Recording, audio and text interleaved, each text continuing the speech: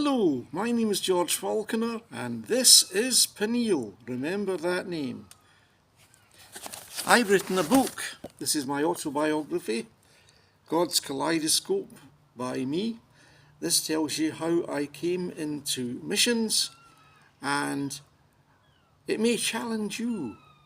Perhaps you're the next person to go into missions. I've also been reading this book, How to Finish the Christian Life Following Jesus in the Second Half. This is written by father and son, and of course as you get older you have a different perspective on things, and you need to make the best of the time that you've got left. But at the same time, this looks back to being young and the dreams you have. I recommend this book for anyone of any age. Get it. Well, you may wonder, what about George, eh? What does he look like these days? He used to be young and handsome, and he had a full head of hair, and he was absolutely gorgeous. But now he's somewhat bald, and, well, he's not quite so impressive anymore, is he? Eh? That might well be the impression.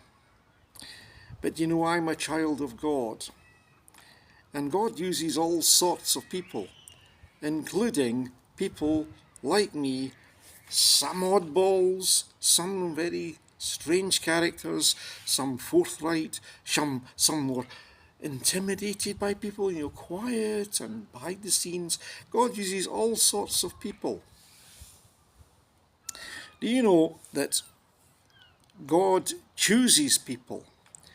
And we now know, looking at Acts chapter 13 and verse 16, when the Apostle Paul started to speak, he would raise his hand.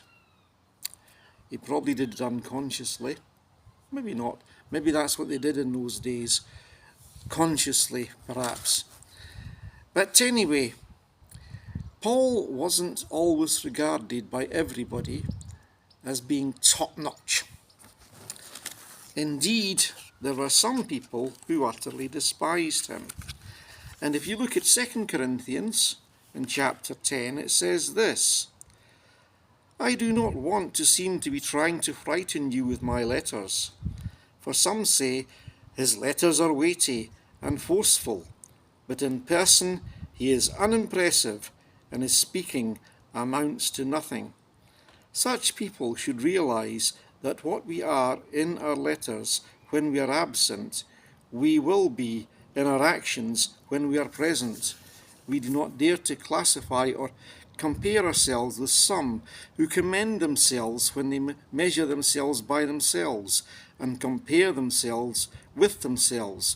They are not wise. You shouldn't be comparing yourself to other people and thinking I'm better than them, because you know what? You aren't. There's always something about you that God can see, even if others can't, whereby you are not perfect, and you shouldn't be lording it over other people. But they regarded the Apostle Paul with contempt. They had this image of he is terribly authoritative in his letters, but when you see him face to face, well, he's not so impressive after all. In fact, his speech is rather contemptible, and he doesn't really look that good.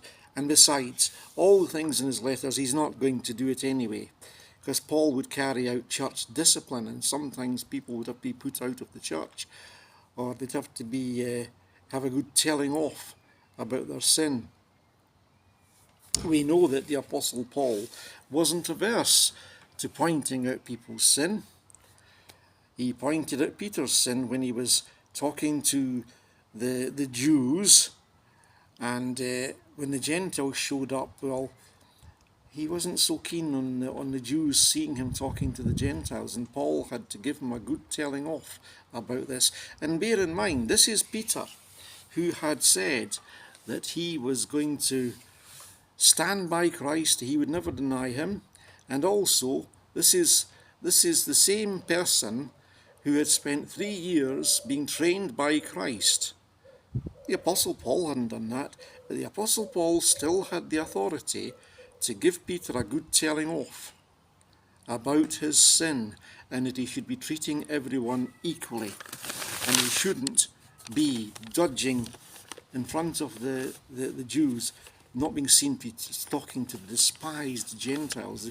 The Jews hated the Gentiles. The Gentiles were considered to be unclean, and the Jews considered themselves to be God's people. But God was in fact moving out from the Gentiles, moving out to the whole world, so that everybody who heard the gospel could respond to it. And we also know that the Apostle Paul discovered that God's strength is made perfect in weakness. And so therefore, in our weakness, you might spot weakness in other people, but you know what? God still uses that to demonstrate his strength. Paul's letters are indeed weighty. We've got some of them. Much of the New Testament is made up of what God inspired the Apostle Paul to write, to communicate to the churches. Some of it's discipline, some of it's history, and some of it's just simply gospel truth. Some of it's reminders of what God had revealed in the Old Testament. But one way or another, his letters were weighty and had to be read to the churches. And they're still read to the churches. They're still weighty. So the Apostle Paul still has the same authority in his letters that God gave to him. It was God who gave him authority, not himself. As I say though, God uses all sorts of characters. Think about this. Jesus went about choosing the disciples, calling them to himself. And he called James and John. And they were fishermen, the sons of Zebedee. Now, we're not exactly sure why, but Jesus gave them a nickname. He called them the sons of thunder. I've heard it said that perhaps, and it's only perhaps, they were always arguing. But there's another perhaps. There came a time when Jesus was travelling through a Samaritan village. He was on his way to Jerusalem, and I think you'll find this in Mark 3. In Mark 3 they're called the sons of thunder. But Jesus was on his way, and he was passing through a Samaritan's village, and the Samaritans they just hated the Jews. And you'll find in Luke chapter 9, verses 51 to 55, that these two sons of thunder asked him, these Samaritans, they are not welcoming you. They should, because you are the Christ, the Son of the living God, and you are the King of kings. Shall we call down fire from heaven to consume them? Well, that would be pretty thunderous. Perhaps it's their inclination to do that sort of thing, to be forthright, that he called them the sons of thunder. They were terribly confident. My own view is this. Even right from the very first time I read that passage, even when I wasn't a Christian yet, I thought, well, why would Jesus tell them to call down fire from heaven when Jesus himself is the Son of God? He can call down the thunder. He doesn't need them to do it. But this was all about their view of themselves. They really thought they were something, that somehow they were special. After all, weren't they in Jesus' inner circle? It was James and John, and there was also Peter, James and John. You often read passages where Jesus takes them aside, Peter, James and John. And so perhaps they thought, we are special. We are in the inner circle. In fact, perhaps they thought they were so special that on another occasion, their mother came to Jesus and said, will you please let my sons be one on your left and one on your right in the kingdom of heaven? And Jesus promised that they would drink of the cup of that he was going to drink from. That, of course, meant suffering, but she probably didn't realize that. They were going to suffer and die for the sake of the gospel, for the sake of Jesus. And then he said, but as for being on my left and right, these places are reserved by my Father. And Jesus never said who they're reserved for. But the mother obviously thought very highly of her sons and thought, my sons, they're in the inner circle there, and my sons really ought to be exalted. And that was what she was really talking about. My sons ought to be exalted. They ought to lord it over the other disciples. And Jesus had to say to them, that's what the Gentiles do. That's not the way you're supposed to be. You're supposed to be servants of the living God, serving one another. So if you think that you should be lording it over someone, guess what? You should be busted. You should be a servant. You should be humble. And Jesus obviously humbled them that day. We have to have a servant attitude. Then there's Peter.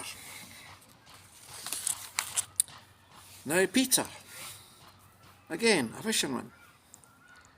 And he obviously thought a lot about himself, because you know that he said to Jesus, Lord, even if everybody else deserts you, I shall never deny you.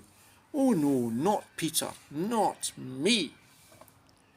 Well, how wrong he was, because Jesus warned him, before the cock crows twice, you shall deny me 3 times.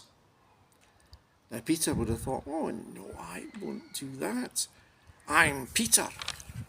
I am going to stand by Jesus through all circumstances, no matter what. And if the rest of the disciples all run away, well, I won't.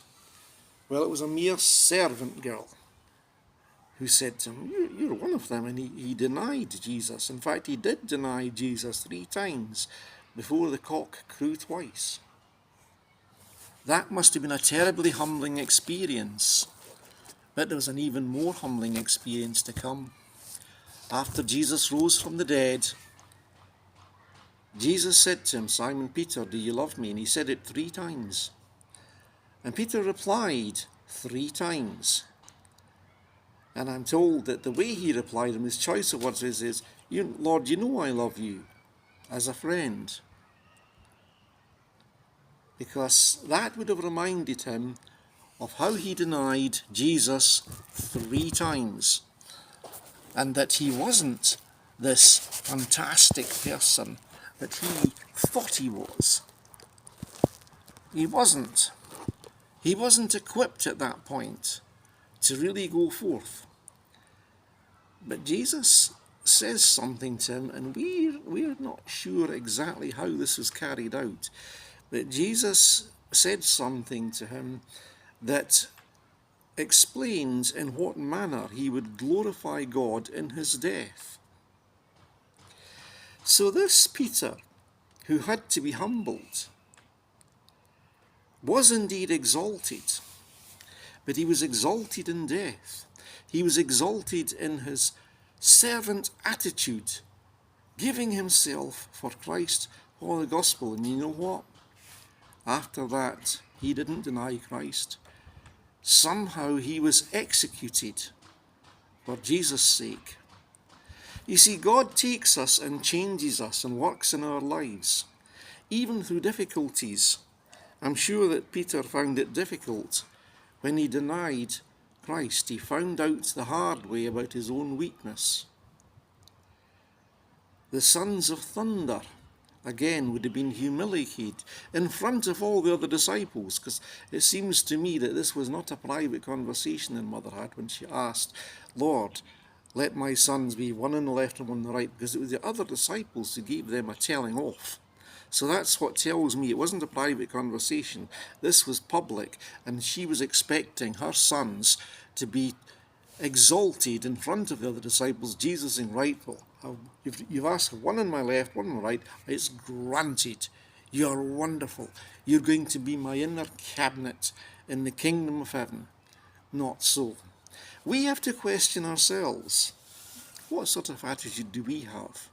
Are we humble, or do we want to exalt ourselves? And as I say, God uses and chooses all sorts of people. He chooses people who are terribly forthright. They want to get things done, and they've got a target, and they just go for it, and they keep on going and going and going for it. And you need people like that to inspire other people. Sometimes they might get a bit detracted on the way, but they still keep going for it, even in difficulty. And in difficulty, they still have that target of, I'm going to make it to the end. I'm going to exalt Jesus Christ. And you need to have that in mind. You know, this book here, How to Finish the Christian Life, it's a target you must have right at the start. I am going to finish the race. Nobody wants to start a marathon and drop out halfway through. A marathon runner has the final finishing line in mind, and that's how we've got to be in life. Now, Jesus also chooses people who are a bit quieter, more sombre. Often he chooses these people to support mission work or support the church. They do it in giving, or they do it by just encouraging other people. But we have to act as a team. There's all sorts of personalities. The disciples were different personalities, as we can see. The sons of thunder. Peter wasn't a son of thunder, but he was certainly quite forthright. And it seems to me that the Apostle Paul, well, perhaps he might be difficult. Maybe his speech wasn't as a great orator when face to face. Perhaps that was actually true. But the content of what he said came from God, and he still had to be obeyed. He still had to be respected, and he was still a servant of God, and he has still been given the office of apostle by God. The office of apostle is directly given by God. You had to see Jesus Christ. You had to be appointed by God to be an apostle, as opposed to, say, a disciple. And it's given to you by God, and God gave it to the Apostle Paul. The Apostle Paul, of course, was a rather arrogant man. We know that because he was so forthright that before he was converted, he had people taken off to prison and killed. And that was people who were proclaiming the gospel. And I've often wondered, when he became a Christian, how did he feel about all those people that he sent to prison or that he had executed for proclaiming the gospel? And here he was, proclaiming that very same gospel. And he would have seen other people on the other side of the bars, so to speak, who might have reminded him of himself, because he was once the person who persecuted Christians. He was the one that hunted them down, and now he was being hunted down for the very same reason. I'd like to know how that affected him, because he certainly didn't record that in his letters. But we do know this. He said of himself that he was the chief of sinners. And that's how we should be. We should regard ourselves as the chief of sinners. We should be looking at our own hearts and finding out what's in our hearts that's not pleasing to God, and having it rooted out, letting God's word speak to us, letting God deal with us, and having our sin rooted out. Is your sin rooted out? Is it being rooted out? Are you submitting to God? I hope you are. Read the Bible, submit to what it reveals to you. Amen.